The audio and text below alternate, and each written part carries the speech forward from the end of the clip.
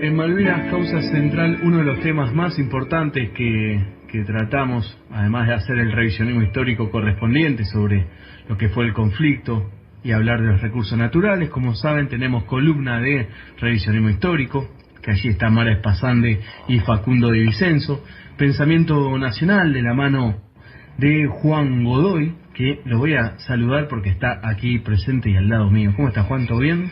Todo bien, Juan, ¿vos también? Sí, en una situación donde estamos muy cerca hoy. Sí, tal cual, quedamos acá cerquita, estamos en y estamos chicos, ¿no? Sí, estamos compartiendo micrófono porque tenemos un invitado muy especial, que es Cristian Vitale, es historiador, docente, trabaja también en Página 12 y autor de un libro muy interesante y muy recomendable, es San Martín, Rosas y Perón, orígenes, mutaciones y persistencias de una trilogía nacional. ¿Qué tal, Cristian? ¿Cómo estás? Pero ¿cómo les va? Muchas gracias por la invitación a ambos Juanes. Bien, muy bien. Aquí trascendiendo estos momentos de transición, digamos, en Argentina, con toda su impronta, digamos, de mezcla de esperanza con preocupación en algún sentido. Pero bien, contento de estar aquí coyunturalmente con ustedes. Muchas gracias. Cristian, es interesante en tu libro, cuando arranca en el prólogo, en la introducción que realizás, prefacio para llamarlo exactamente como está en el libro, haces mención de, bueno, está el ejército que fue el de la dictadura, pero también hay otra rama del ejército. Hay otra línea, ¿no? Y ahí haces mención San Martín, Rosas y Perón, haces la aclaración, hay otros, se podría decir Sabio, Mosconi, inclusive el general Ovalle, pero bueno, vos decís, bueno, pero tomo esta línea, ¿por qué hay un ejército nacional? Sí, claro que lo hay, por supuesto que lo hay, y yo creo que es el ejército nacional.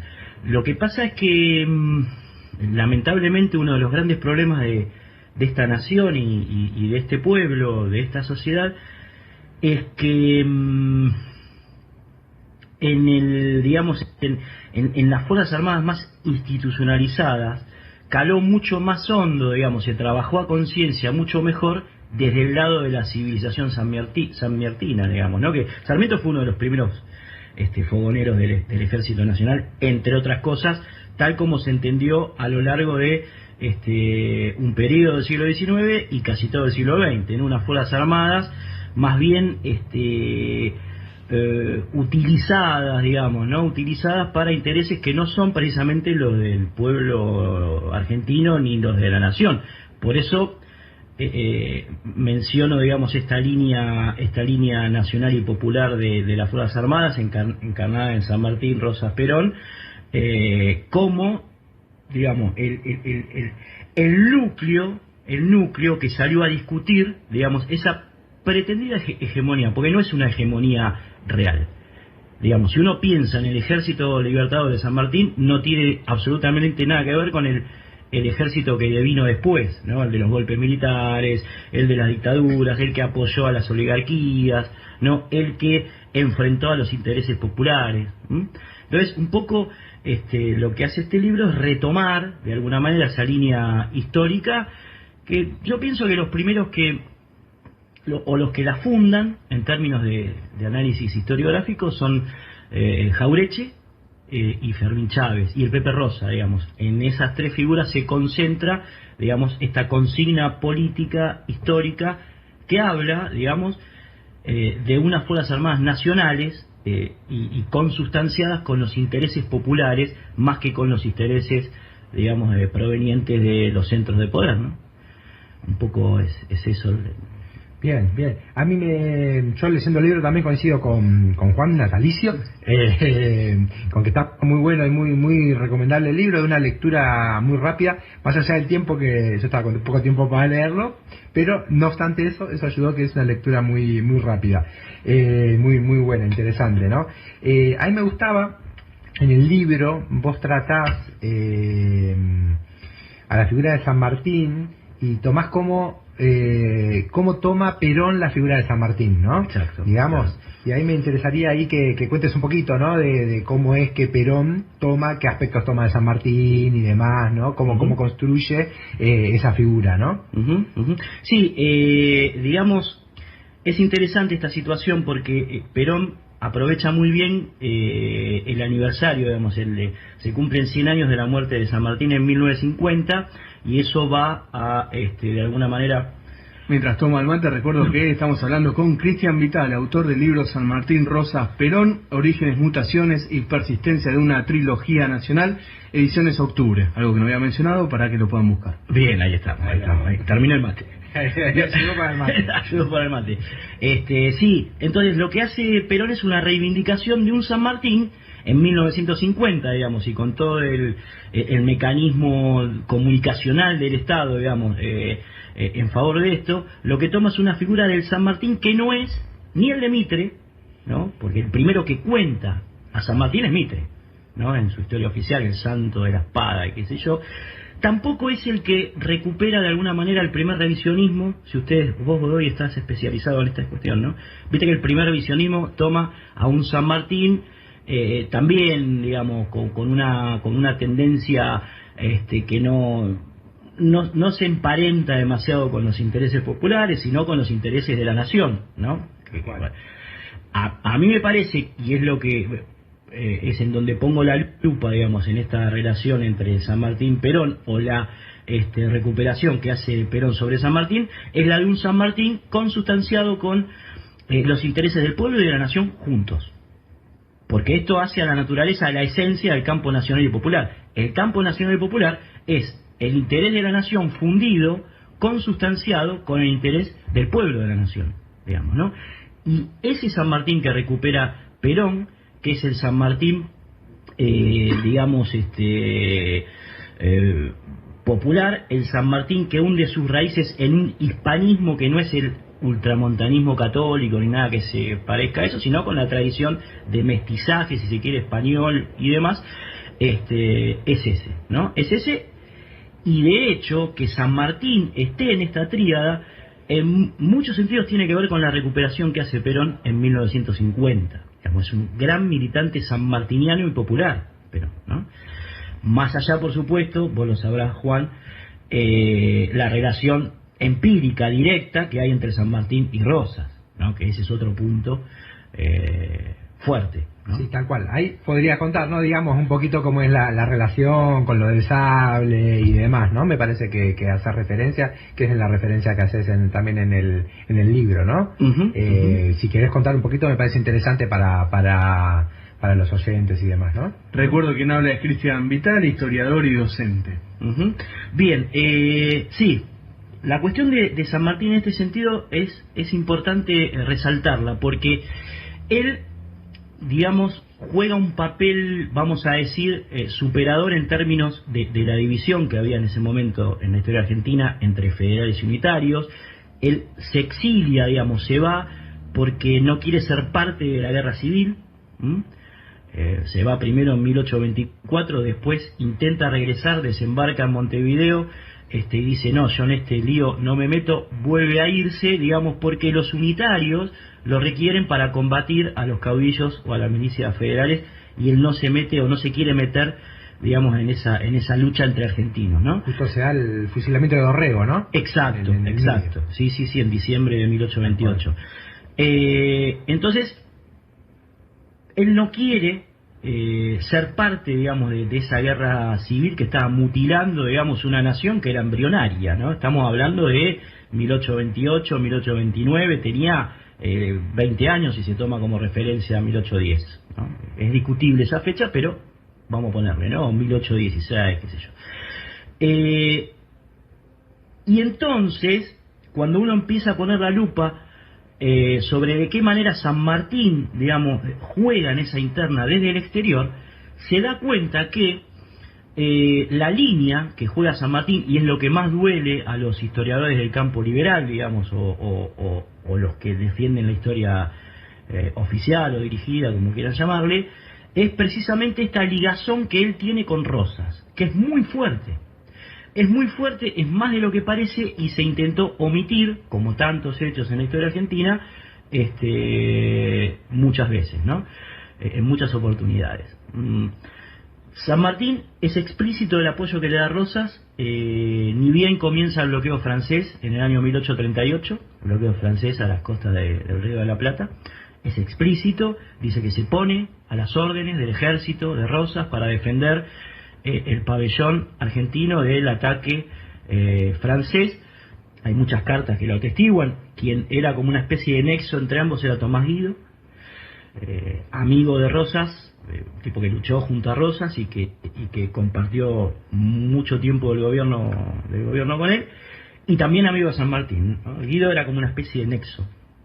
Y después también se explicita ese apoyo en 1845, cuando se produce el bloqueo anglo-francés al río Paraná, donde no solamente San Martín vuelve a ponerse a disposición del ejército argentino, sino que también le lega el sable del Libertador, del ejército libertador, a Rosas, digamos, ¿no? Estos dos son hechos contundentes que marcan la relación, ¿no?, de esos dos militares en el contexto del siglo XIX en torno a los intereses de la nación argentina, digamos, ¿no? Son incontrastables, ¿no? A menos que las cartas no las haya escrito San Martín, algo que está comprobado que no es así. No, inclusive haberle legado el sable nada más y nada menos, ¿no? Esa medalla rosa se la puede colgar y nadie más, digamos, el sable a Juan Manuel de Rosas. Y siguiendo la línea de Juan, si hacemos Rosas y Perón, ¿cómo lo ligamos? Rosas y Perón es un poco más complejo. Es un poco más complejo porque hay varias razones que explican, digamos, esta complejidad. Por una parte, el movimiento nacional, digamos, justicialista, nace como algo absolutamente nuevo, en un contexto complejo, en el cual tiene muchos ataques de izquierda a derecha, todo lo que se te ocurra.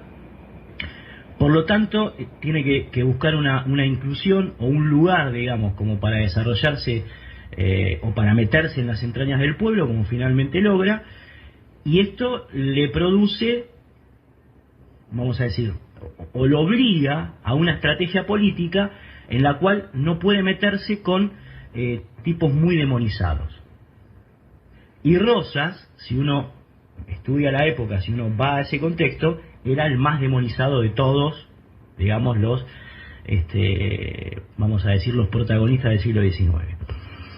Entonces, ahí hay una cuestión, ¿no? Los liberales dicen, bueno, el peronismo no es tan rosista porque Perón nunca nombra a Rosas, nunca reivindica a Rosas durante sus dos primeros gobiernos. Es cierto, digamos. En ningún momento no hay un discurso de Perón, que hablaba permanentemente y escribía mucho, que elogie a Rosas, ni tampoco que lo critique, digamos, ¿no? Que lo demonice, o que super demonice. Claro. Entonces, bueno, ese es un punto en el cual ahí sí hay que hurgar un poco más fino, porque el peronismo en sí tiene muchos componentes del rosismo, por más que Perón no haga explícito, digamos, ese apoyo, digamos, o esa conjunción ideológica. Tiene muchos puntos en común, y es ahí donde un poco yo me pongo a buscar fuentes y veo, bueno, a ver, vamos a dejar a Perón de lado.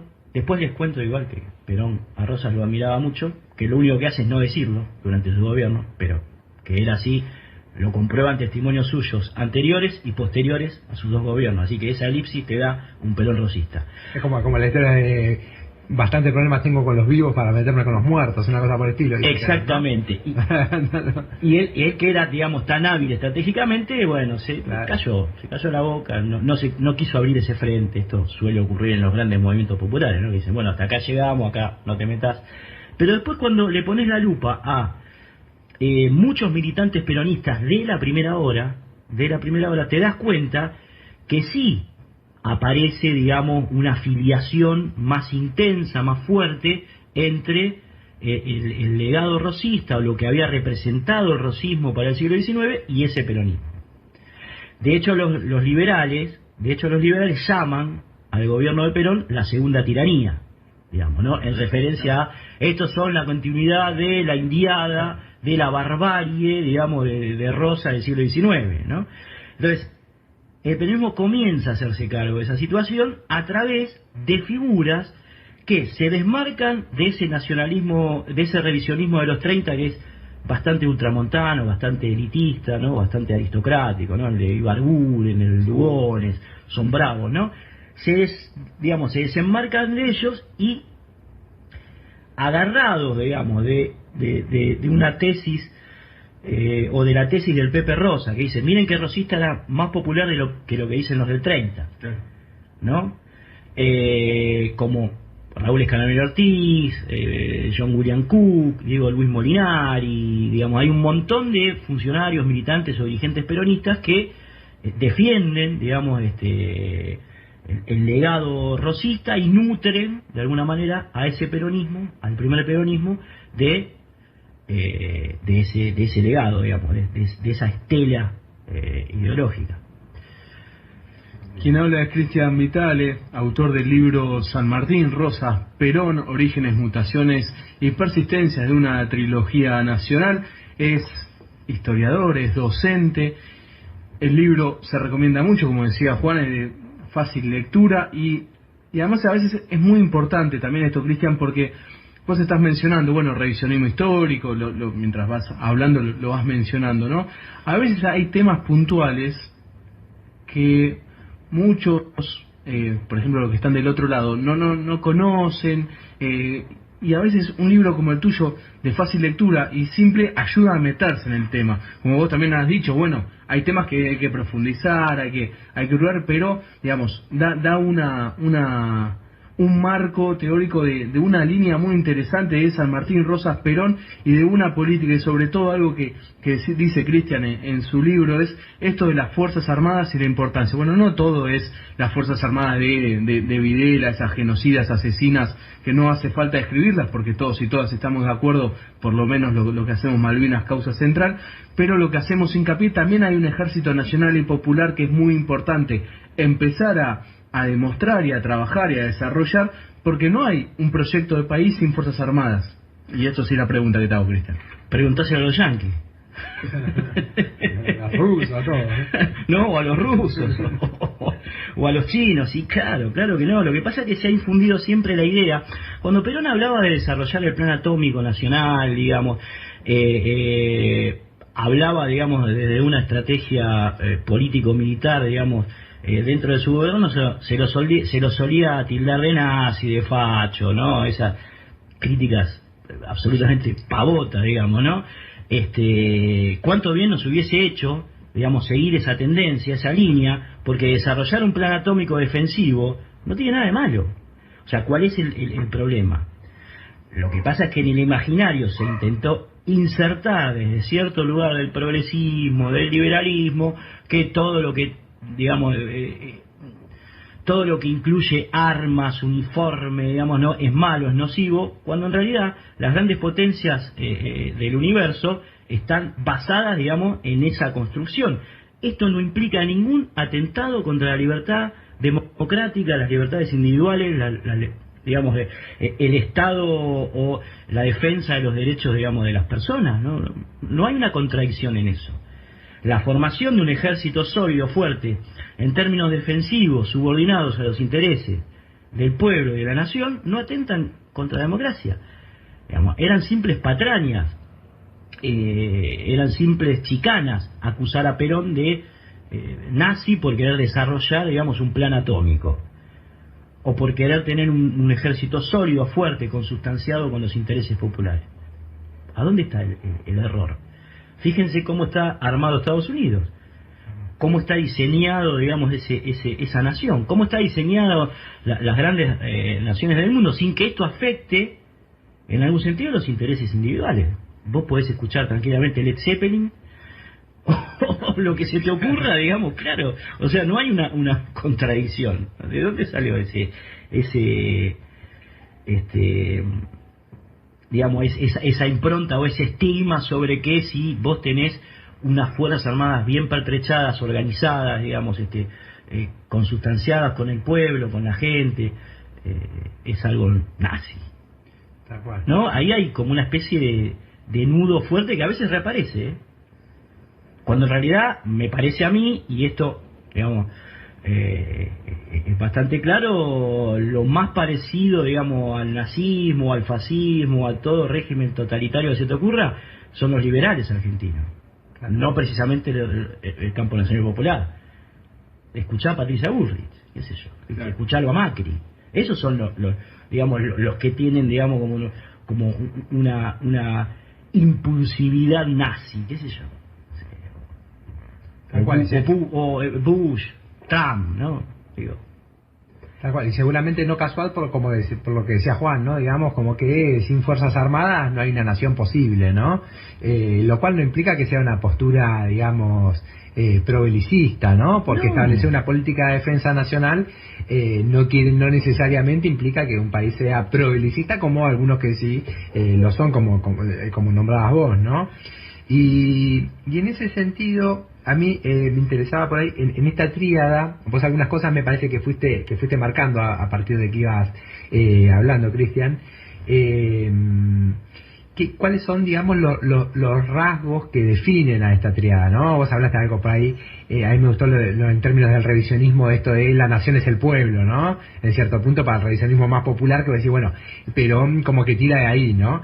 Y después la cuestión de la soberanía, ¿no? Pero bueno, en ese sentido me gustaría por ahí, si podemos sintetizar alguno de los rasgos esenciales, por decirlo de alguna forma, que definen esta triada, ¿no? ¿Qué cuestiones están permanentes en estas tres figuras tan importantes, ¿no? Para la Argentina, ¿no? Y para los sectores populares. Uh-huh.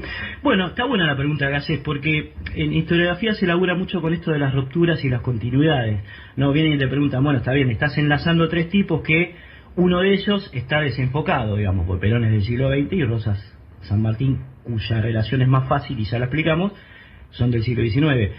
Pero es cierto que aparecen como muchas continuidades que venimos desarrollando, por supuesto, digamos, con la salvedad hecha de las coyunturas. Por ejemplo, digamos, Rosas en el siglo XIX, en el momento que le toca gobernar, es un contexto muy diferente, digamos, al que le tocó gobernar a Perón. Pero si uno digamos se apoya sobre ciertas fuentes que te hablan cuál era la relación que tenía Rosas con indios, con gauchos, con negros, y bueno, vas a ver que tenía una visión de la democracia social muy similar a la que tenía Perón y a la que tenía San Martín cuando formó el Ejército de los Andes, por ejemplo, o cuando fue gobernador de Cuyo, ¿no? Esa relación directa con las clases, vamos a decir, bajas o subalternas, sin ningún tipo de desprecio por la raza, no hay una connotación racista en los tres generales. Si vos me preguntabas, un punto es ese, la relación que tienen con indios, con gauchos, con todo lo que Sarmiento piensa que es la barbarie, digamos, es muy similar en los tres. Tal cual. En relación a la industria se podría pensar también, quizás, con Rosas con la ley de aduanas, ¿no? O no sé cómo lo ves vos. Perfecto, claro, sí, la ley de aduanas de 1835 es la primera ley proteccionista de esa nación que era embrionaria, ¿no? Se decía, Rosas es un hacendado, un gran estanciero, lo cual es cierto, pero cuando viene la hora de los bifes y se tiene que enfrentar, digamos, con los intereses británicos o franceses que están intentando transformar a la Argentina en una colonia económica, como después lo lograrían, él dice, necesitamos una ley de aduanas que proteja las industrias argentinas, sobre todo las de las provincias del interior. Sobre todo las de las provincias del interior. Es una de las medidas que logra desactivar de alguna manera el Frente Unitario de la Liga del Interior que había formado el general Paz, ¿no? Porque le da un impulso a las industrias de las provincias, vitivinícola, en Mendoza, la industria de todos los enseres de las mulas, digamos, que era uno de los medios de transporte más importantes de la época, que se hace en Córdoba, en Santiago del Estero. Esa ley es fundamental. Sí, tal cual. Y San Martín en Cuyo, ¿no? También, ¿no? Sobre todo cuando es gobernador de Cuyo, ¿no? Con esa acción tan importante en materia de desarrollo para conformar el ejército, ¿no? Exacto. Porque vos lo habías nombrado también, por eso digo yo.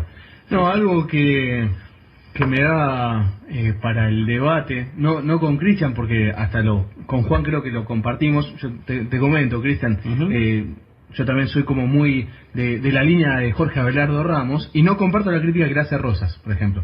O comparto ciertas cosas, ponele, ¿no? Digamos, pero, y vos hacés mención, bueno, Rosas fue uno de los principales hombres del pensamiento nacional, revisionismo histórico, crítico a Rosas, por ejemplo. Digo, lo traigo también un poco a la mesa porque está Juan y con alguien que él hace la columna de pensamiento nacional, digo, y hemos hablado sobre casos muy puntuales o gente de estos referentes del pensamiento nacional, ¿no? Como Rosas también con esto juega, que en un momento Ramos en su primer libro habla a favor de Rosas y después lo pone en un lugar crítico, ¿no? Pero como también la figura de Rosas es chocante en ciertos sectores, inclusive el campo nacional y popular. Sí, tal cual, ¿no? Como que la historiografía de la izquierda nacional hizo una crítica bastante fuerte, ¿no? A la figura de Rosas, ¿no? Sobre todo Colorado Ramos, ¿no? Como dice Juan, en relación a los caudillos del interior, ¿no? En general, como haciendo esa contraposición. El enfrentamiento que tenían con Ferrer, ¿no? Justamente, y sobre todo por esto de las aduanas que mencionaban ustedes antes. Pero como esa línea también es interesante, como Cristian Vitale lo plantea en su libro cuando empieza el revisionismo histórico y una reivindicación sobre en lo personal a una de las principales figuras, que fue Juan Manuel de Rosas. Bueno, hay un sector que también les cuesta un poquito o lo critican, algunos hasta porque lo ven como un porteño más, entonces lo quieren llevar la crítica por ese lado, que es muy muy importante. No sé si querés agregar algo sobre esto, Cristian. No, simplemente que yo los nombro en el libro como los chachos galeristas, que son aquellos que se ponen, digamos, lo que reivindican en realidad son los caudillos posteriores a Rosas, el Chacho Peñalosa, Felipe Varela. En el caso de Peñalosa, habiendo sido él enemigo o por lo menos habiendo combatido contra Rosas. Claro, sí. Tal cual. Y ahí también por ahí, siguiendo lo que dice Juan, no sé vos quizás cómo lo ves, en ese mismo sentido, pensando en la historiografía por ahí de la izquierda nacional, ha hecho mucha mella una reivindicación de la figura de Roca, ¿no? Por el tema de la federalización, ¿no? De la renta de la aduana, de la nacionalización de la renta de la aduana, la federalización de Buenos Aires y demás, ¿no? En ese sentido, ¿cómo lo verías vos ahí, como dentro de esta tríada, y por ahí un poco también en la relación con Perón a la figura de Roca, ¿no? Porque en cierto punto Perón es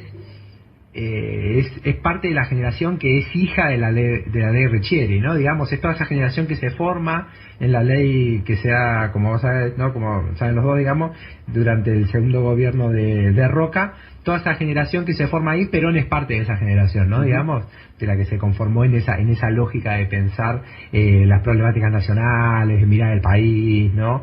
Y demás, ¿no? Entonces quizás ahí, ¿cómo verías la figura de Roca, ¿no? Hay un problema casi, te diría, hermenéutico, de interpretación a ese nivel, porque la verdad es que cuesta mucho meter a Rosas, o al menos desde el ideario personal, de cómo uno subjetivamente ve esa historia, meter a Roca, digamos, en esta trilogía.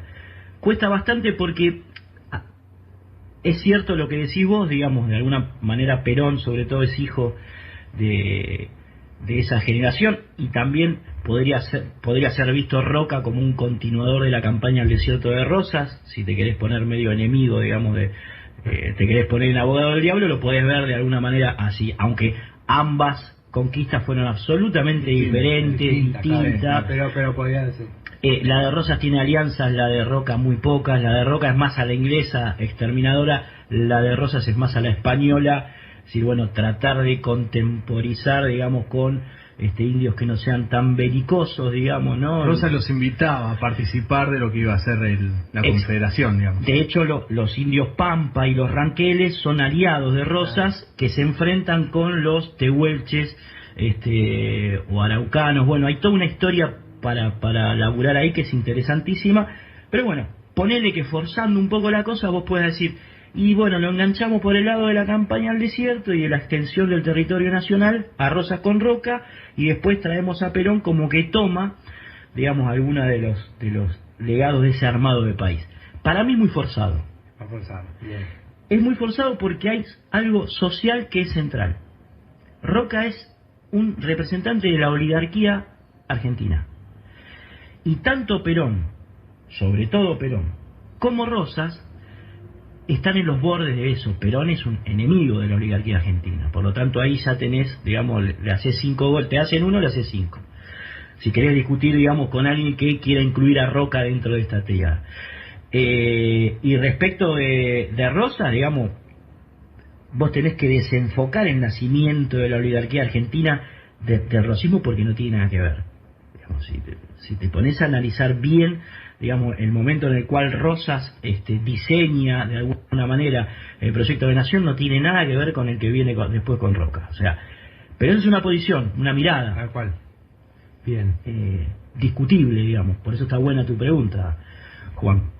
Bien. Yo digo Juan, Godoy y Natalicio. Bueno, ahí está. Tengo que decir que el rol del entrevistador me siento cómodo, Natalicio. ¿Viste? Yo una vez te lo dije. Además, estos son temas muy tuyos también, ¿no? Muy metidos en el pensamiento nacional. La tiene atada, Natalicio, muy bien. Sí, la tiene atada. Gran conductor. Sí, la conducción no se discute, eso estamos así, sí. Estamos claros, ¿no? Aparte hay mucha Cristian que muy claro, como en el libro, muy claro también acá para poner cuestiones que por ahí son complejas o muy amplias, él las puede sintetizar muy bien, me parece. Y Cristian, sabés que hay un tema muy también especial que aquí lo tratamos, digamos, y podría ser una línea que continúe en lo que es tu trabajo, que es lo que fue la guerra de Malvinas. Uh-huh. Porque dentro de eso termina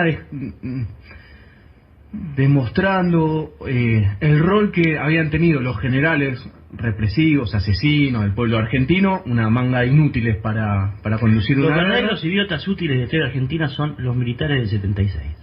Bueno, los generales que no sabían cómo conducir la guerra de Malvinas y pensaban que no iba a haber una guerra, inclusive cuando recuperan Malvinas, era con la idea de que no iba a haber guerra, también por lo que Estados Unidos había asesorado.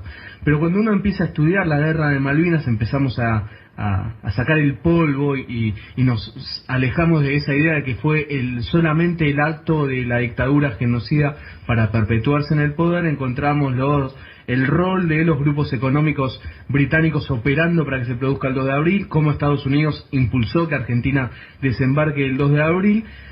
Y lo que termina siendo la guerra de Malvinas es demostrando el sentido que tienen las Fuerzas Armadas. Y después empieza la desmalvinización. Y hubo un francés, Alain Rouquier, que dijo, hay que desmalvinizar porque las Fuerzas Armadas entendieron cuál es su rol, palabras más, palabras menos, uh-huh. Y siempre va a ser una fuerza, una luz de esperanza para que retomen el poder. Entonces, y acaba la pregunta, toda esta introducción larga era para esto. En la primera pregunta, porque yo en eso también me baso mucho, ¿no? En esto, digamos, acá lo tratamos mucho, porque uno cuando dice Malvinas, causa central, tratamos Malvinas, vos abancás a las Fuerzas Armadas, no, pará, no, todas, discutámoslo. Pero digo, la guerra de Malvinas y esta línea de estos generales que venían para eso, ¿no? Empieza también a demostrar que, bueno, como vos lo decías, el rol de las Fuerzas Armadas, pero también la necesidad de profundizar en nuestra conciencia nacional, que tenemos un enemigo, que es los británicos. Los británicos se enfrentaron a Rosas, se enfrentaron a Perón, San Martín no se llegó a enfrentar porque él nada más y nada menos que se enfrentó al Imperio Español. Uh-huh. Después lo echaron. ¿Quiénes los echaron? Los grupos que representaban a la corona británica, Rivadavia. Digamos, hay toda una continuidad para después llegar a la guerra de Malvinas, donde termina demostrando a las Fuerzas Armadas y a los generales que ellos eran unos inútiles y inoperantes y que el enemigo estaba en las Islas Malvinas y no en el pueblo argentino como ellos creían. Entonces, siguiendo un poco, porque me lo abrió Juan cuando preguntó por Roca, a ver cómo lo alineábamos también. El conflicto de Malvinas, yo no sé si alguna vez lo has estudiado, lo trabajás, sé que por supuesto en el libro no... por supuesto que no es el tema que tocás, vas por otro lado y es excelente el tema que tocás, pero ¿cómo metemos también Malvinas en una línea de ejército nacional? Bueno, es amplia la pregunta. Sí, es amplia, pero está buena, digamos, porque discutir Malvinas siempre fue un tema tabú en Argentina.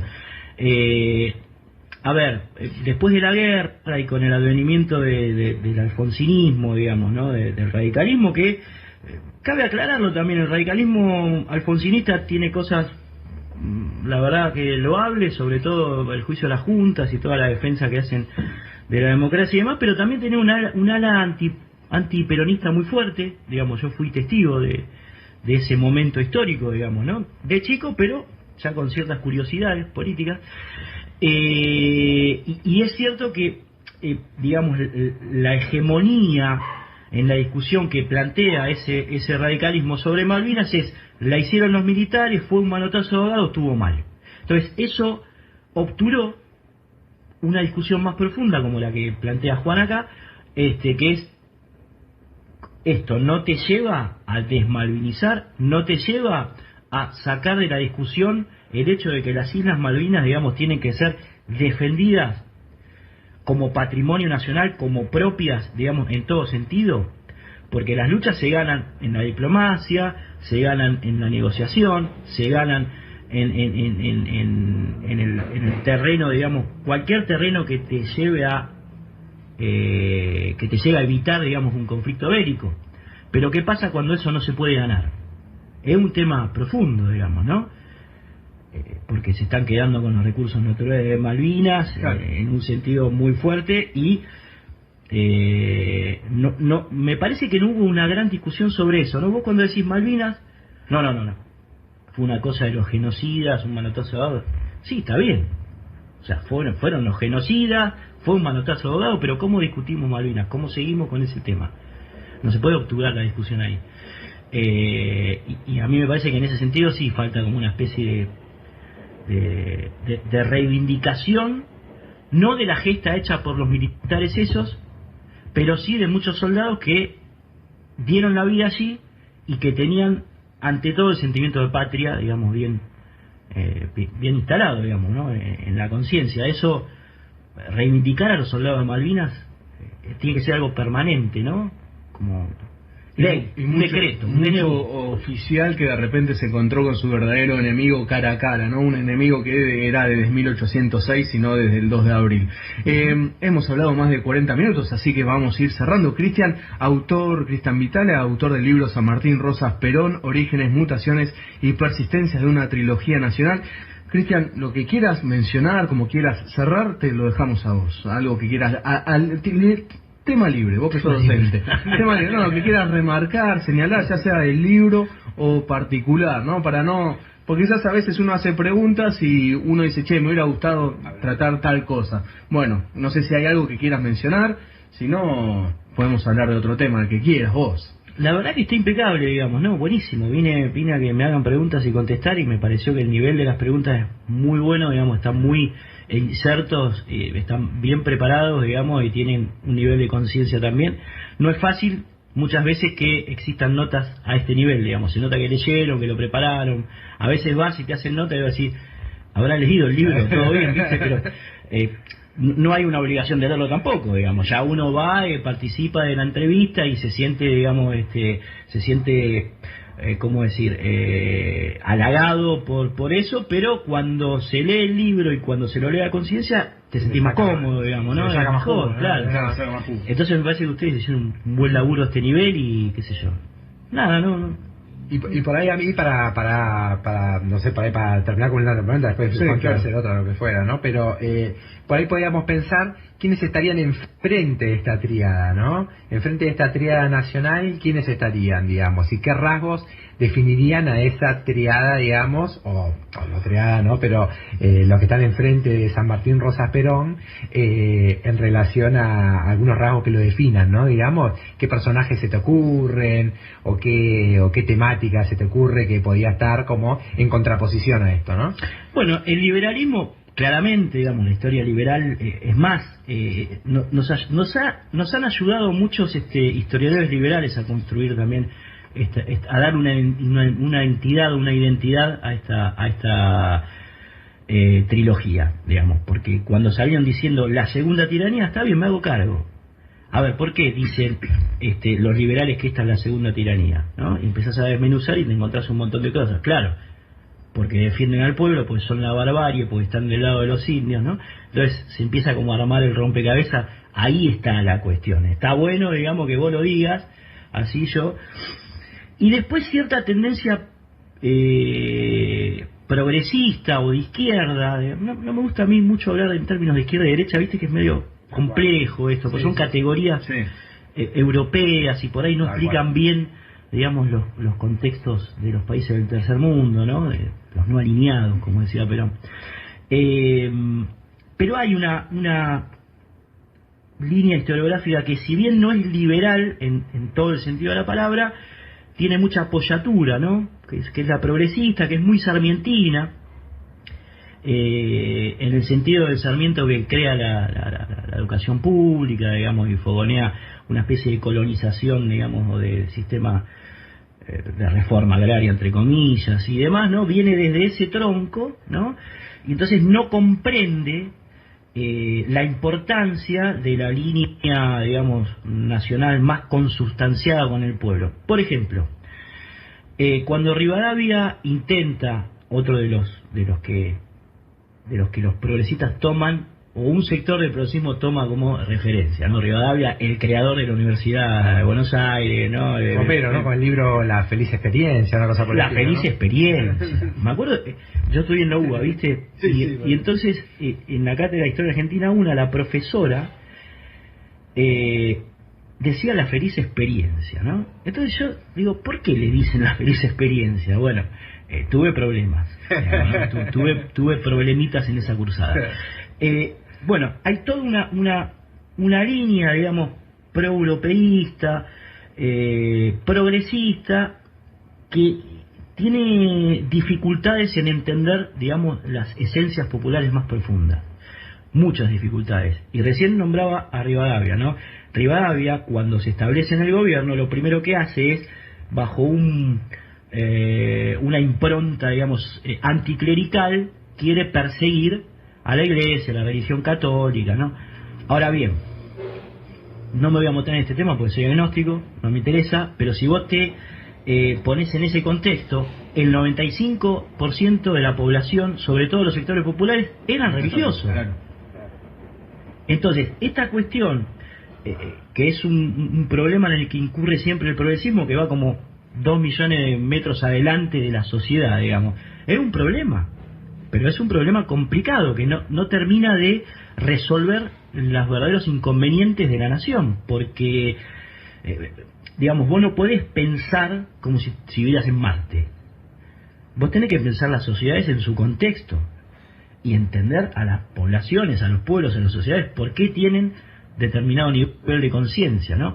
Y en este sentido, me parece que el progresismo, contestando un poco tu pregunta, no entendió, no comprendió o no comprende en muchos sentidos a esta tríada, y la vinculan también a esa barbarie sarmientina, que para mí es el principal fogonero de esta, digamos, del enfrentamiento con esta trilogía, de esos sectores, digamos, ¿no? Que no necesariamente tienen por qué ser liberales, mitristas, ¿no? Pero que forman parte de otro corpus, digamos, ¿no? Y dentro del peronismo hay también, porque Puigros, por ejemplo, en su crítica que hace a Rosas, en el libro Rosas el Pequeño, ¿no? es un tipo que del PC va al peronismo, que se embandera con el peronismo, pero que no quiere saber nada con la línea revisionista, digamos, ¿no? Cristian, muchísimas gracias por haber venido hasta aquí, hasta Megafón, haberte tomado el tiempo, poder hablar. Qué buen nombre, Megafón, disculpa. No, sí, excelente. Leopoldo Marechal es mi ídolo absoluto, absoluto. Sí. Sobre todo, recomendar mucho este libro, San Martín, Rosas, Perón, Orígenes, Mutaciones y Persistencias de una trilogía nacional. ¿Es tu primer libro, Cristian? Es mi primer libro, sí. No me animaba, ¿viste? No me animaba. Y después tenés artículos que se te puede leer, porque vos estás en página 12. Sí. ¿Se te encuentra así fácilmente? ¿Redes sociales? Sí, tengo un Instagram también, después de mucho esfuerzo por armar una red social. Tenés que armar una red social, entonces bueno, ahí subo todas las notas que me hacen, o por ejemplo presentaciones, porque también lo presento bastante el libro. Ya el año que viene tengo varias fechas. Nada, ¿se consiguen? ¿Dónde se consigue? O en las presentaciones, digamos que yo las voy subiendo al Instagram cuando van apareciendo, o en las librerías, porque lo distribuye Octubre, que tiene tiene buena llegada. Sí. Che, un gran agradecimiento a Ana también, que con ella nos estuvimos conectando, digamos, bastante para que esto sea posible. Fue un poco dificultoso porque yo soy medio anárquico a ese nivel, pero bueno, se logró. Así que un agradecimiento también al compañero en la operación, al negro Sergio Altieri. Al negro Sergio. Así que bueno, gracias, y a ustedes dos, por supuesto. Y me pide Ana que saludemos a Homero Mujica. Homerito,